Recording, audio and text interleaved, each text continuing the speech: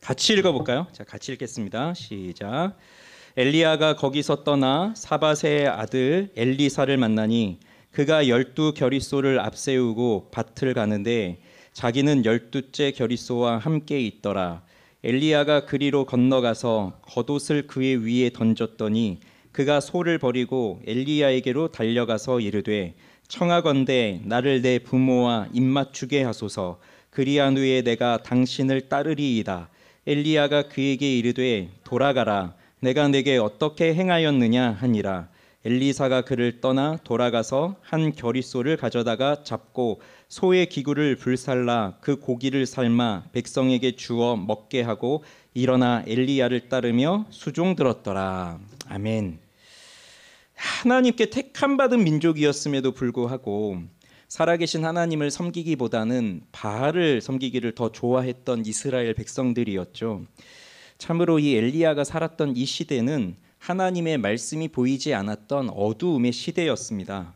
그렇지만 하나님께서는 항상 어두우면 어두울수록 빛이 더 찬란하게 빛나는 것처럼 하나님을 사랑하며 섬기는, 그래서 바알에게 무릎을 꿇지 않는 소수의 사람들을 여전히 남겨두셨고, 하나님은 그들을 통해서 여전히 하나님의 말씀이 그 어두움 가운데에서도 찬란하게 빛나도록 하셨습니다.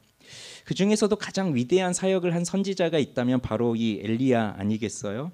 그의 기도로 3년 6개월 동안 비가 오지 않았고, 또 그가 기도함으로 다시 이스라엘 땅에 비가 내렸고, 바알과 아세라 선지자들 850명이 그렇게 난리를 쳐도 하늘에서 불은 떨어지지 않았지만 이 엘리야 한 사람이 단번에 기도를 올렸더니 바로 불이 내려오는 그러한 위대한 일을 하였던 선지자가 바로 이 엘리야였습니다. 그런데 이렇게 위대한 선지자도 내가 너를 내일은 반드시 죽이겠다라고 하는 그 한 여자, 이세벨이라고 하는 그 여자의 경고를 듣고서는 두려움에 빠져서 도망을 가게 되고, 심지어 하나님의 임재 앞에서도 제대로 반응할 수 없었던, 그래서 어찌 보면 너무나 우리와 비슷한 모습을 보여주는 그러한 엘리야의 모습도 보았었어요. 그런데 하나님은 그를 살리셨습니다. 만나주셨죠. 그리고 그를 다시 일으켜주셨죠. 그리고 다시 사명의 길로 가게 하셨습니다. 그래서 회복된 엘리야는 주님이 주신 말씀을 따라서 곧바로 순종하게 돼요. 그것이 오늘 본문의 이야기이죠. 너는 하사엘에게 기름을 부어 아람의 왕으로 삼고, 예후에게 기름을 부어 이스라엘 왕으로 삼고, 또 엘리사에게 기름을 부어 너를 대신하여 선지자가 되게 하라. 자, 이 말씀을 엘리야가 받았습니다. 그래서 엘리야가 거기를 떠나서 사밧의 아들 엘리사를 만납니다. 자, 엘리사도 우리가 잘 알고 있는 선지자죠. 근데 이 엘리야가 엘리사를 만날 때 엘리사는 무엇을 하고 있었느냐? 12겨리소를 앞세우고 밭을 갈고 있었어요. 결이라고 하는 것은 소 2마리가 끄는 쟁기예요. 그러니 12겨리의 소를 끌고 있으니까 이 소는 전부 24마리가 되죠. 소는 지금도 농가에서 아주 비싼 그러한 재산이잖아요. 근데 이 당시에 소를 24마리나 데리고 있으면서 그렇게 밭을 갈고 있었다. 그래서 대부분 이 엘리사는 아주 부자였을 것이다, 이렇게 생각을 하고 있고요. 또 그 12번째 겨리소를 끌고 있었으니까 나머지 11개의 겨리는 또 다른 사람들이 끌고 있는 거잖아요. 그렇게 또 일할 수 있는 사람들도 부리고 있다고 하니까 엘리사는 소를 몰고 있었던 부자였던 것 같아요. 자, 그런데 엘리야가 그 엘리사를 보면서 그리로 건너가서 겉옷을 그 위에 던졌습니다. 자, 우리는 뭐 이런 행위를 잘 하지 않지만, 그래서 이게 무슨 의미인지를 잘 모르겠지만 겉옷을 던졌더니 엘리사가 바로 어떠한 행동을 해요. 그럼 이 겉옷을 던졌다는 것이 무슨 의미가 있느냐? 자, 이 당시 그 고대 사회에서의 이 겉옷이라고 하는 것은요, 그 사람이 가지고 있는 직무를 나타내는 그 상징성입니다. 그래서 엘리야가 자신의 겉옷을 던졌다는 것은 엘리야가 가지고 있는 선지자로서의 직분, 그 선지자로서의 직무를 상징하고 있는 그 옷을 엘리사에게 던졌다는 거죠. 그래서 엘리사가 이제 이 엘리야가 가지고 있는 선지자의 직분을 엘리야의 뒤를 이어서 계속 그 사명을 감당해 가거라라고 하는 그 상징의 의미였어요. 그 상징적인 의미였어요. 그래서 엘리사는 이 엘리야의 의도를 바로 알아챘고 그는 주저함 없이 바로 소를 버리고 엘리야에게로 달려갑니다. 그러면서 그가 청하는 것은 나를 내 부모와 입맞추게 하소서, 그리한 후에 내가 당신을 따르리이다 라고 엘리야에게 청하죠. 그러니 엘리야가 나를 따르라 하는 것을 분명히 알았고, 그래서 이제 자신이 하고 있던 모든 것을 다 끊고 그래서 마지막으로 부모와 인사를 하고 따르겠다고 하는 거였어요. 예수님께서 갈릴리 호수에서 고기를 잡고 있던, 또 그물을 깁고 있던 그 제자들을 부르실 때에 그들이 다 버리고 예수님을 따르는 것처럼 이렇게 엘리사도 소와 부모와 뭐 여러 가지 것들을 다 버려두고 바로 엘리야를 따르는 모습을 보여줍니다. 그렇게 이제 청하였더니 엘리야가 돌아가라, 내가 네게 어떻게 행하였느냐. 참 이게 어떠한 상황인지 좀 헷갈리지 않으세요? 돌아가라, 내가 네게 어떻게 행하였느냐 하리라. 이게 마치 제가 부모님께 인사 좀 하고 오겠습니다, 그런 다음 따르겠습니다 했더니 돌아가라, 내가 너한테 어떻게 했는데 너는 안 되겠구나. 좀 그러한 뉘앙스로도 읽혀지기도 하잖아요. 안 그러세요? 왜 마치 그 예수님이 제자들이 나를 따르려는 자는 뭐 부모님께 인사 좀 하고 오게 해주십시오, 또 장례가 먼저 있으니 좀 그것 좀 치르고 오게 해주십시오, 또 소의 쟁기를 뭐 어쩌고 하게 해주십시오, 그런 사람들에게는 뭐 나를 따를 자격이 없다, 뭐 이렇게 말씀하시는 그런 게 또 우리 마음속에 있다 보니까 이런 걸 보면 엘리사가 이렇게 부모님한테 인사하고 온다는 걸 엘리야가 잘못 좀 생각하고 있는 것인가? 그런 뉘앙스도 좀 보이지만 그런 의미는 아니고요. 돌아가라, 내가 네게 어떻게 행하였느냐, 이게 돌아가라, 내가 너에게 무엇을 행하였기에 뭐 그러느냐, 이제 그런 의미가 돼요. 그래서 엘리사에게 돌아가서 인사하고 그리고 오라, 이제 그 얘기를 하는 겁니다.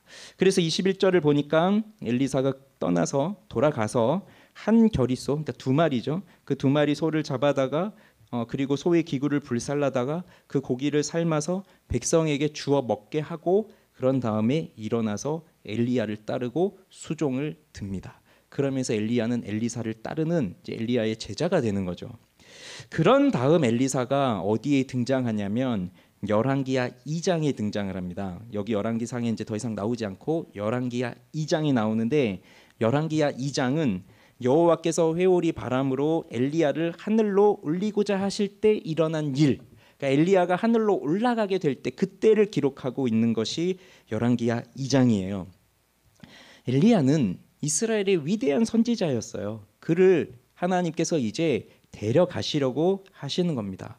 그러면서 열왕기하 2장에서 엘리야가 가지고 있는 선지자의 직분을 엘리사가 어떻게 계승하게 되는지 그 이야기가 나오는 거예요. 엘리야도 하나님께서 자신을 하늘로 올리실 것에 대해서 알았을 거예요. 왜냐하면 이제 그 제자들도 알고 있었거든요. 엘리사도 알고 있었어요. 그러니까 엘리야 자신도 알고 있었을 겁니다. 그러면 이제 그 당시 그 엘리야가 올라갈 때 어떤 일이 일어나냐면, 자, 엘리야가 엘리사에게 말을 해요. 하나님께서 나를 길갈로 가라고 하신다. 그러니 너는 여기에 머물러 있어라. 이제 그렇게 얘기를 합니다. 그러는데 엘리사는 저는 끝까지 가겠습니다. 엘리야를 따라가겠습니다. 그 얘기를 해요. 자, 이 대화가 길갈에서 베델로 갈 때, 또 베델에서 여리고를 갈 때, 또 여리고에서 요단을 갈 때, 이렇게 세 번을 장소를 옮기는데, 사실 길갈에서 베델로 간다, 또 베델에서 여리고로 간다, 그리고 여리고에서 요단으로 간다. 왜 그곳으로 하나님이 엘리야를 가라고 하시는지는 정확하게 알 수는 없어요.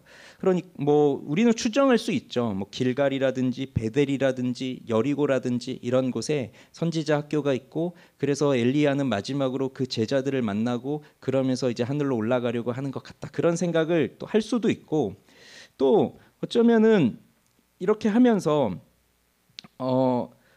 엘리야는 가지만 정확한 이유는 없지만 하나님이 가라고 하셨어요. 그런데 엘리사에게는 너는 여기 머물러 있어라, 그걸 계속 명한 거예요. 그러면 엘리야는 그렇게 위대한 일을 앞두고 있으면서 또 엘리사를 좀 데리고 가면 좋잖아요. 근데 엘리사에게 왜 따라오지 말라, 너는 여기 머물러 있으라, 그것을 한 번만 아니라 베델로 갈 때, 여리고로 갈 때, 요단으로 갈 때 계속적으로 너는 머물러 있어라. 너는 머물러 있어라. 그렇게 했단 말이죠. 그럼 엘리사에게 왜 따라오지 못하게 하였을까요? 이것도 뭐 정확하게 알 수 없어요. 성경에 기록이 되어 있지 않으니까. 그런데 이것도 추정을 해보면, 자, 엘리야가, 우리 알잖아요. 엘리야가 어떻게 하늘로 올라가는지. 그러한 세상에 있을 수도 없는 그 놀라운 일이 엘리야에게 일어나게 될 때에 사람들이 그것을 따라다니면서 엘리야가 어떻게 하늘로 올라가는가를 보게 된다면, 그러면 사람들은 그것을 가만히 마음속에만 담아두고 있겠습니까? 당시 뭐 사진을 찍거나 촬영하거나 그럴 수는 없었지만 그것을 본 사람들이 엘리야는 너무나 위대한 사람이다라고 하는 것을 선전하고 다니고 광고하고 다니고 홍보하고 다니고 그랬을 거예요. 그런데 엘리야는 자신이 조용히 하나님 앞에 올라가고 싶었던 거예요. 그는 조금도 그런 일로 인해서 영웅이 되고 싶은 마음이 없습니다. 아무도 모르게 하나님 앞으로 가고 싶었던 마음이 있었던 것 같아요. 그러니 아무도 따라오지 못하게 하는 것이고, 어쩌면 이것이 또 엘리사를 시험해 보는 일이기도 했을 거예요. 네가 정말 나를 따라오겠느냐? 너는 여기 머물러 있으라 라고 말하지만 네가 정말 나를 따라오겠느냐? 그런 엘리사를 시험하는 부분도 될 수 있겠죠. 그런데 이때마다 엘리사가 어떻게 했냐면, 엘리사 이렇게 말해요. 여호와께서 살아계심과 당신의 영혼이 살아있음을 두고 맹세하노니 내가 당신을 떠나지 아니하겠나이다. 너는 여기 머물러 있으라 라고 하지만 나는 여호와의 살아계심과, 하나님은 당연히 살아계시죠.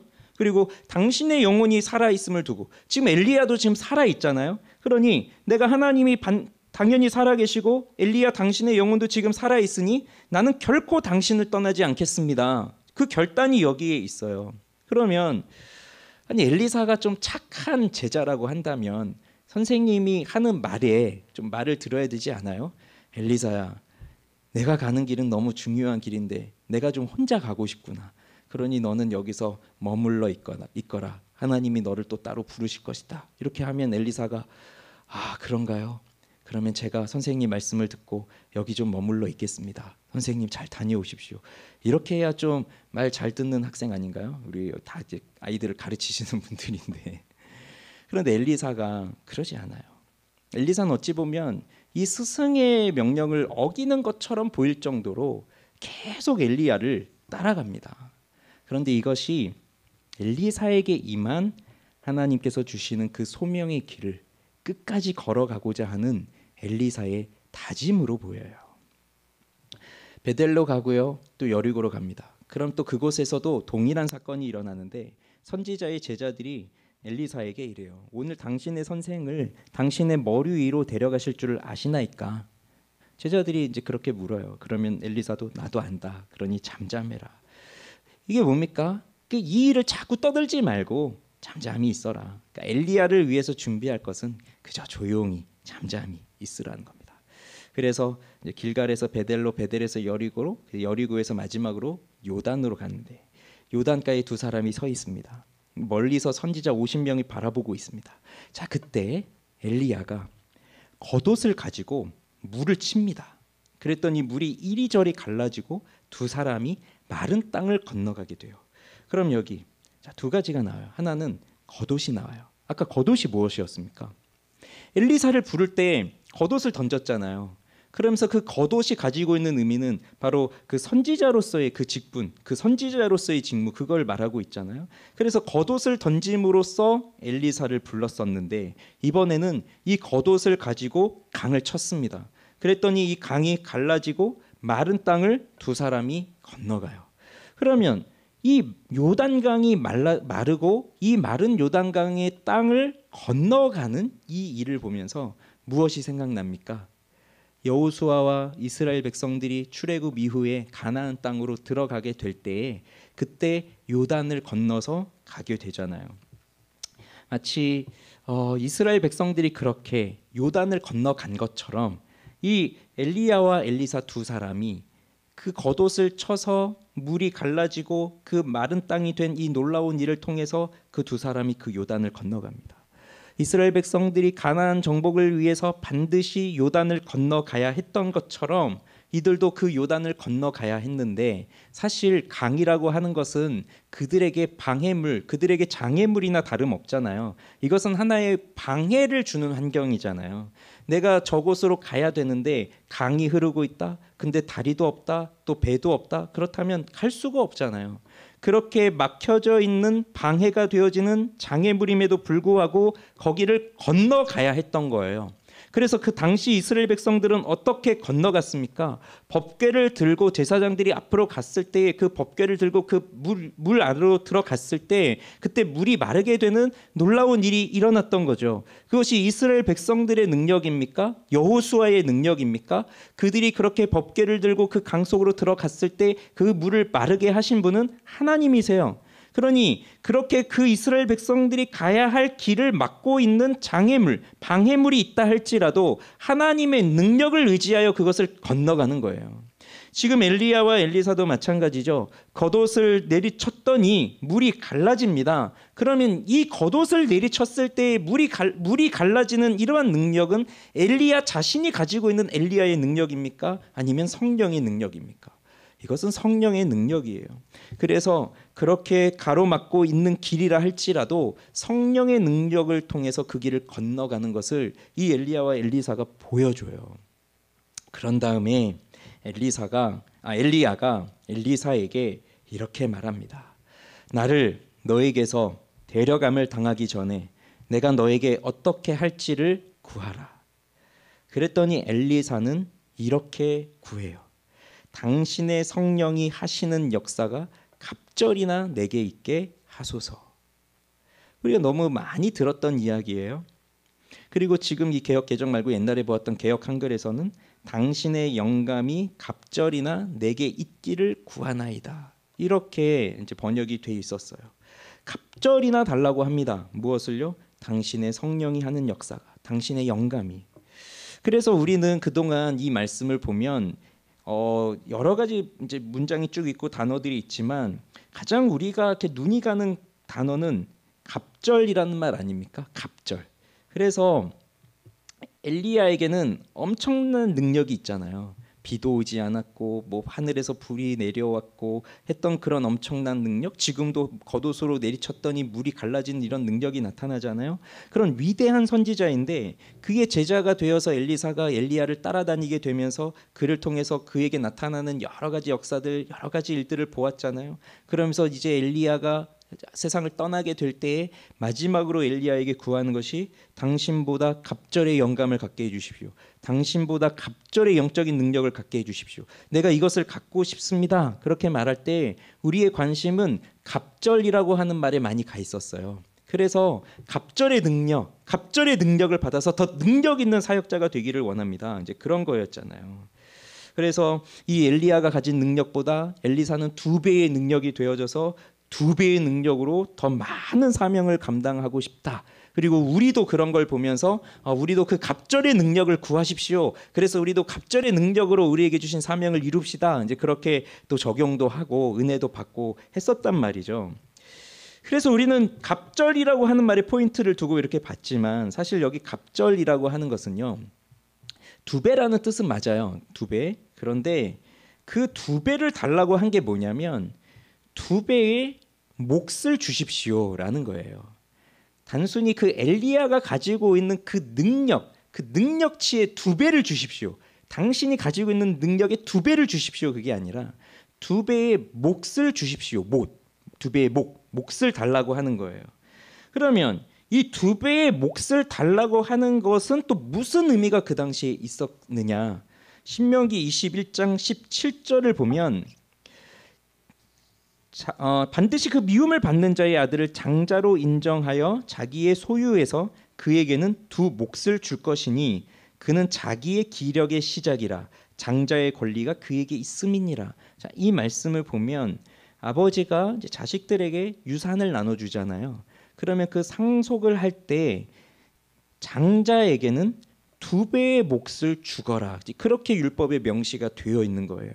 그러면 엘리사가 엘리야에게 내게 갑절의 몫을 주십시오라고 그렇게 말한다는 것은 뭐냐면 당신이 가지고 있는 그 능력, 그 두 배치의 능력을 내가 가져서 당신보다 더 뛰어난 두 배의 능력이 있는 그런 선지자로 내가 사역을 하고 싶습니다. 그 말을 하는 게 아니라 지금 당신이 가지고 있는 이 이스라엘의 선지자, 이스라엘 선지자로서 그 영적인 지도자로서 영적인 장자로서 당신이 가지고 있는 그 영적 장자의 권리를 나에게 주십시오.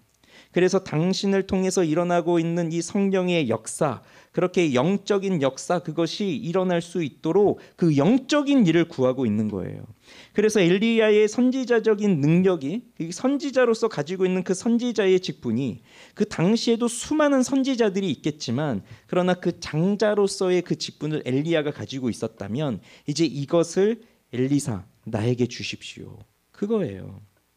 그래서 엘리사는 이 엘리야가 가지고 있는 그 능력의 두 배를 받아서 뭔가 더 능력 있는 사역을 하겠다 그것이 아니라 엘리야가 가지고 있는 그 이스라엘의 선지자로서의 그 사역을 내가 이어받아서 그 사역을 계속적으로 하겠다 하고 싶습니다.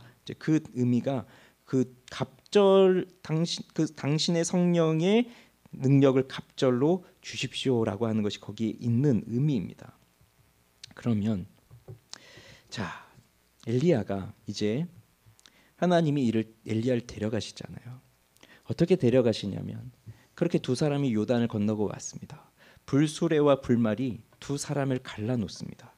그 어릴 때 우리들은 그림 성경이나 이런 거 보면 그 엘리야가 불병거를 타고 이렇게 하늘로 올라가는 그런 장면이 그려진 그림을 많이 봤잖아요. 그래서 아마 오늘도 이 말씀을 얘기하면 자연스럽게 그 그림이 연상될 거예요. 병거를 타고 올라가는 그런 엘리야의 모습. 그런데 성경에는요, 엘리야가 불병거를 탔다, 뭐 불말을 탔다 그런 표현은 전혀 없고 불수레와 불말이 이 두 사람을 갈라놓고 회오리가 그 엘리야를 데리고 가는 것처럼 그렇게 등장을 해요. 그러면 불은 엘리야가 사역하는 동안 자주 등장을 했었어요. 바알의 선지자들과 갈멜산에서 대결할 때에도 불이 내렸고, 그리고 열왕기하 1장에서도 이제 엘리야를 찾아오라고 했을 때 그 50명씩 이렇게 왔을 때 하늘에서 불이 떨어지면서 그들을 불살라요. 그러니까 엘리야의 사역에선 불이 자주 임했어요. 그리고 바람도 마찬가지죠. 자, 이런 불이나 바람이 또 나타내고 있는 것은 그건 성령의 역사죠. 그러니까 불로 나타나는 성령, 바람으로 나타나는 그런 성령. 그러니까 불이 성령이 아니고 바람이 성령이 아니지만 성령이 때로는 불과 같이, 때로는 바람과 같이, 때로는 물과 같이 그렇게 임하시잖아요. 그래서 자, 그렇게 회오리 바람으로 하늘로 올려지는데, 자, 우리가 생각해 봐야 될 거 이거예요.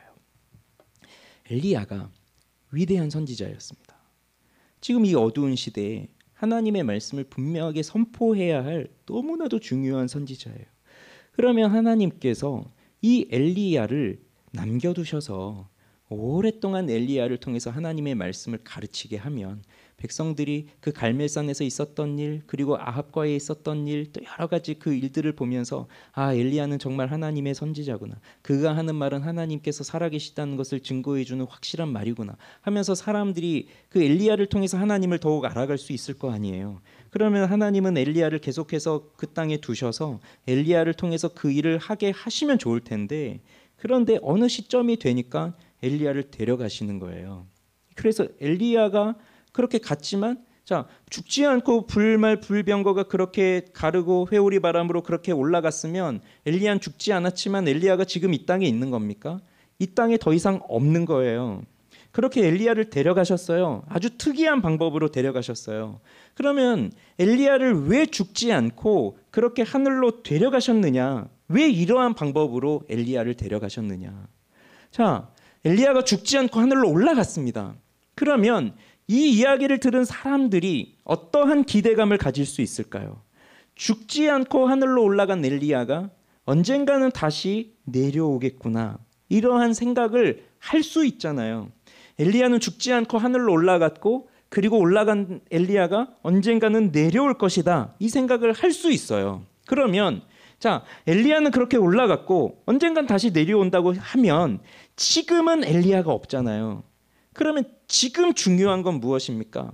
그렇게 하나님의 일을 하고 있던 그 어두운 시대에 하나님의 찬란한 빛의 말씀을 드러내고 있었던 엘리야가 지금은 이 세상에 없는데, 그러면 다시 엘리야가 올 때까지 이 세상에서 엘리야가 하던 일을 계속적으로 해야 할 사람은 누구인가요? 그것을 묻는 거예요. 그것이 중요한 거예요. 더 정확히 보자면, 자, 예수 그리스도가 이 땅에 오셨습니다. 그리고 예수님은 3년 동안 공생의 사역을 하면서 참 많은 일을 하셨죠.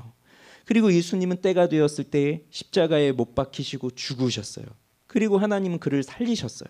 그렇게 부활하신 예수께서 이 땅에 계속 계시면서 사람들이 예수님의 부활을 믿지 못하고 있으니, 부활하신 예수님이 직접 나타나셔서 사람들을 다 일일이 만나시고 그렇게 부활하신 그리스도의 능력을 나타내면 모든 사람들이 그 부활하신 예수를 직접 만나면서 하나님의 아들로 인정하고 예수를 믿게 되어질 텐데, 하나님은 또 예수님을 그냥 이 땅에 내버려 두시지 아니하시고 하늘로 올라가게 하셨단 말이죠. 그렇게 예수님이 승천하셨어요. 그러면 예수님이 승천하셨다는 말은 또 우리는 무엇을 생각하게 하는 것입니까? 예수님, 다시 살아나신 예수님께서 하늘로 올라가셨다면 그 올라가신 예수님은 언젠가 다시 이 땅에 내려오실 것이다 라고 하는 것을 우리는 기대하게 돼요. 그래서 예수님도 다시 올 것을 약속하셨고, 지금 우리가 살아가는 인생은 승천하신 그리스도께서 다시 임하실 그날을 기다리면서 살아가고 있는 인생이 지금 우리들의 인생입니다. 그렇다면 예수님께서 승천하시고 다시 임하실 그날까지 그 사이에 예수님이 하셔야 할 그 일들을 누가 하느냐, 그것이죠. 그 말이죠. 누가 합니까?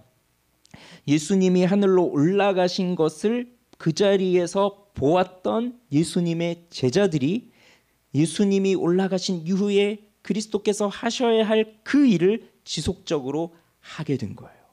그게 예수님의 제자들이 한 일이에요. 그러면 우리가 그리스도의 일을 보고 배웠습니다. 그리고 예수님이 다시 오실 그날을 우리는 기다리고 있습니다. 그러면 예수님이 오실 때까지 그 일들을 누가 해야 되느냐? 예수님의 제자로 삼아주신 우리들이 해야 된다는 것이죠. 엘리사가 엘리야에게 그 당신에게 있는 그 성령의 영감, 그것을 2배로 내게 주십시오 라고 했을 때 엘리야는 뭐라고 답하냐면, 네가 정말 어려운 일을 구하는구나.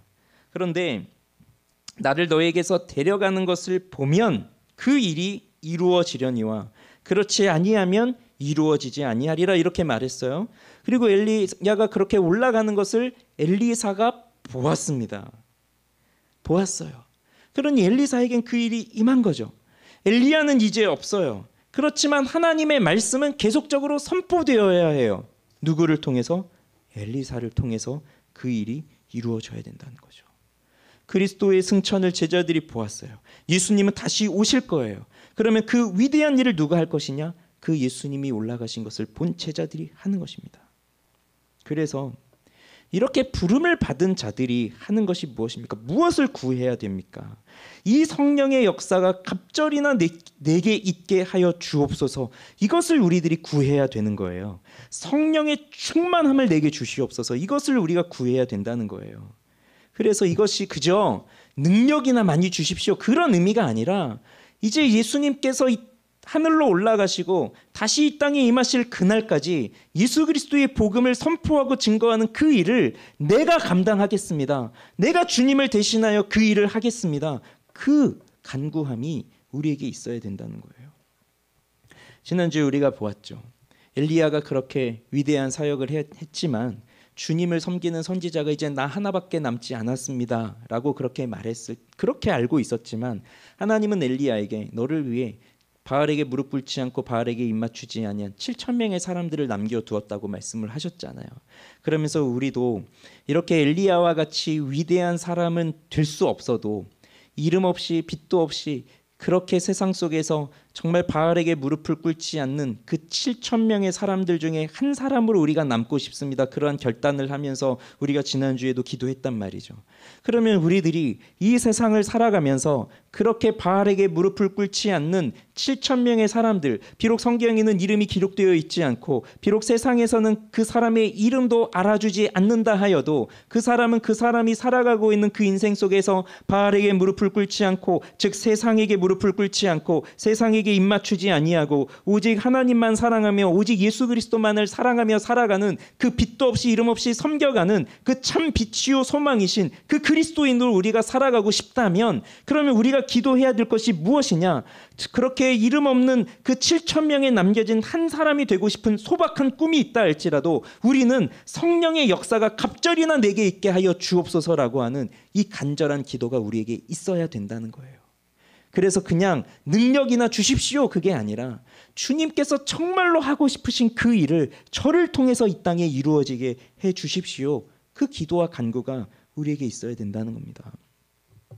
엘리야를 만나기 전에 엘리사가 뭐 하던 사람이었나요? 소를 몰고 있던 사람이에요. 소를 몰면서 밭을 갈고 있던 사람이에요. 특별한 영적인 사람이 아니었잖아요. 그런데 그가 엘리야를 따라다니면서 신적인 소명을 깨달았을 거예요. 이제 나도 이 엘리야를 뒤이어서 엘리야를 이은 선지자로서 이 사명을 감당해야 되겠다라고 하는 그 사명을 깨달았을 거예요.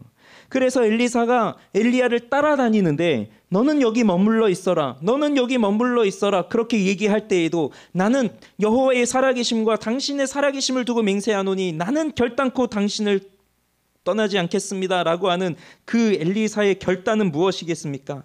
내가 끝까지 엘리야를 따라다녀서 엘리야가 가지고 있는 이 능력을 갑절로 받아서 그렇게 내가 이제 엘리야보다 더 능력이 있는 사람, 엘리야보다 더 이름을 낼 수 있는 사람, 엘리야보다 더 명예가 있는 사람, 그러한 것을 과시해서 사람들에게 선지자의 능력을 보여주고 사람들에게 영웅처럼 되어져서 이제 엘리야보다 내 이름을 더 기억하거라, 그런 마음을 갖고 엘리사를 따라다닌 것이겠습니다.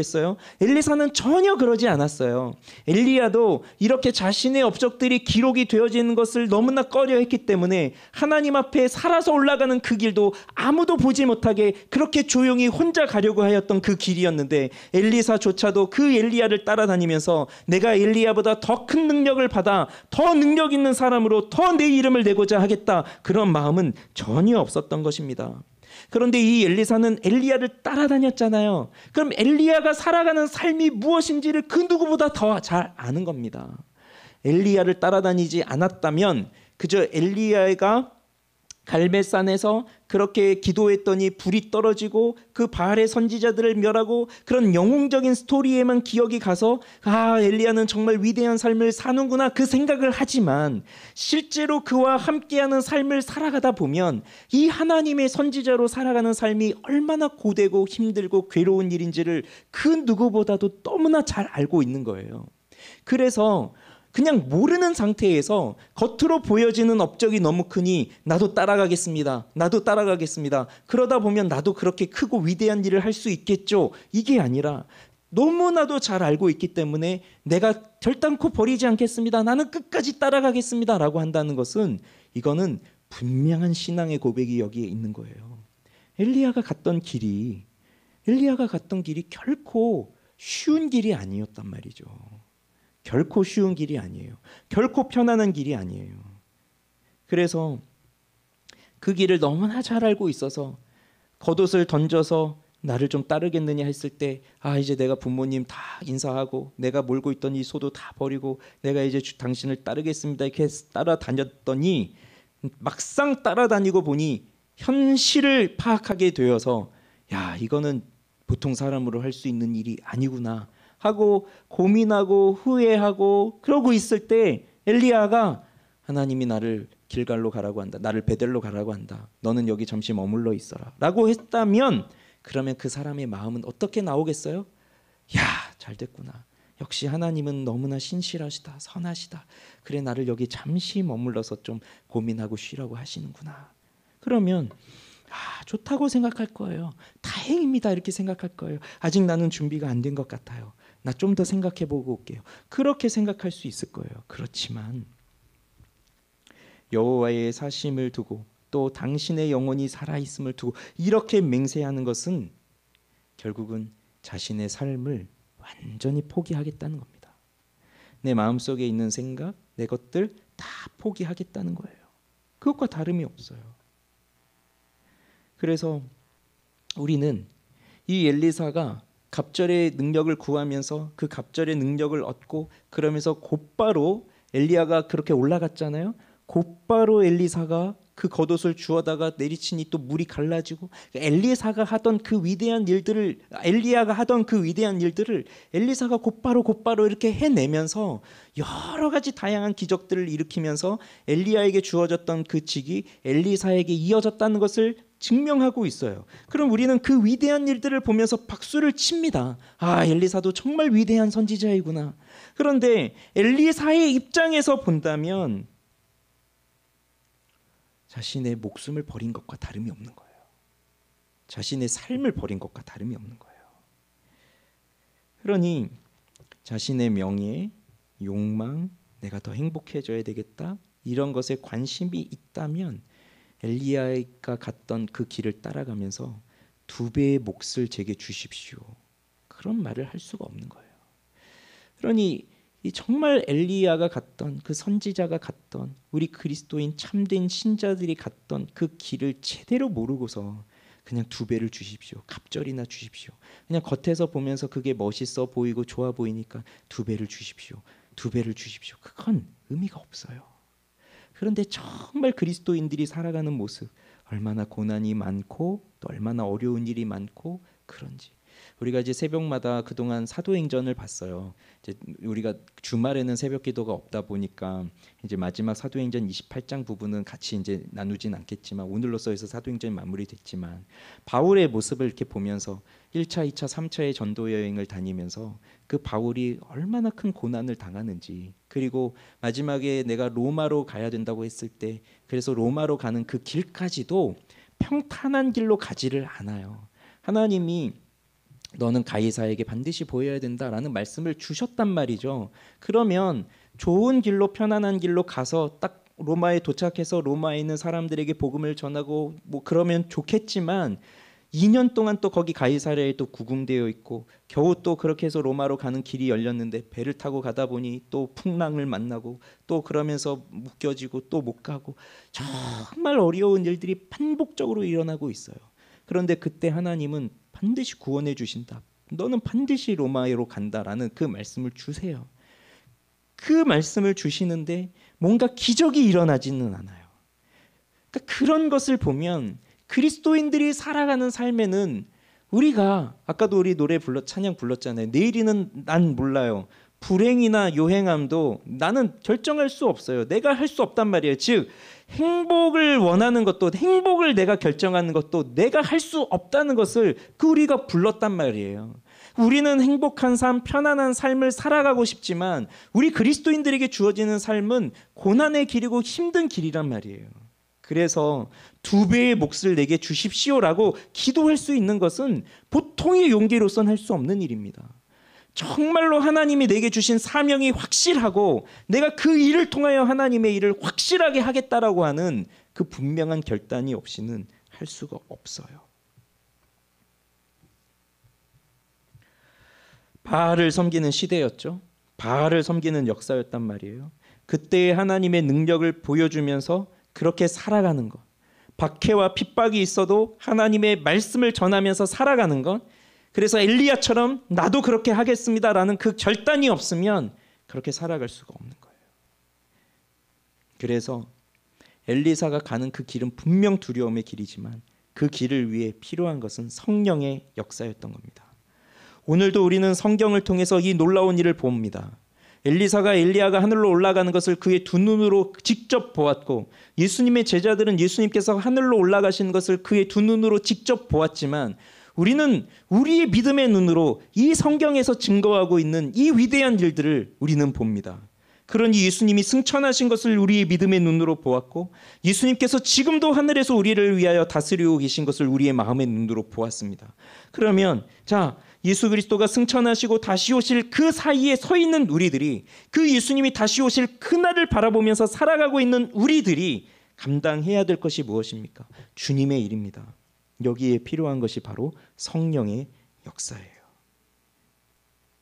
나는 무엇을 할 수 있을까요? 나는 무엇을 할 수 있을까요? 엘리야는 겉옷을 던졌더니 물이 갈라집니다. 엘리사는 또 그 겉옷을 주워서 또 물을 치니 물이 갈라집니다. 그런 일 난 할 수 있을까요? 난 그런 일을 할 수 있나요? 없어요. 난 그런 일 할 수 없어요. 난 도무지 할 수 없어요. 그러니 오늘 우리에게 주시는 결론은 이거예요. 나의 힘으로 할 수 없기 때문에 주님의 성령이 필요합니다. 나의 힘으로 이 길을 갈 수 없으니 주님의 성령의 능력이 필요합니다. 그래서 당신의 성령의 역사가 갑절이나 내게 있게 하옵소서. 그래서 그 엘리야의 직이 엘리사에게 이어지는 것처럼, 예수님께서 하셨던 그 일이 예수님의 제자들에게 이어지는 것처럼 우리들에게 그 일이 이루어지도록, 우리들이 그 일을 감당할 수 있도록 주님 우리를 사용해 주시고 우리를 써 주시옵소서. 그것을 구하는 것입니다. 엘리사를 통해 놀라운 일이 일어나죠. 하나님께서 사용하여 주시는 종이 된 것이죠. 우리도 그렇게 되기를 바랍니다. 그래요. 우리에게 무엇이 있습니까? 무슨 능력이 있습니까? 속속들이 들여다보면 차라리 모르는 게 나을 정도로 그렇게 우리는 좋은 것이 하나도 없어요. 우리의 성격, 기질, 성품, 뭐 좋은 것이 뭐가 있습니까? 능력이나 있습니까? 없어요. 그럼에도 하나님이 우리를 불러주셨다는 것이죠. 우리를 통해서 이 놀라운 일들을 이루어 가시기 위해서요. 그래서 하나님께서 사용하여 주시는 주님의 종이 되게 해 주십시오. 이것을 구하면서 달려갈 수 있게 되기를 바랍니다. 나의 힘이 아닌 성령의 힘으로 갈 수 있게 되기를 바랍니다. 우리 모두가 바알에게 무릎을 꿇지 않는 자들이 되어서 예수님이 다시 오실 때까지 우리의 사명을 다해가는 그러한 우리의 인생이 되어지기를 주님의 이름으로 빕니다. 우리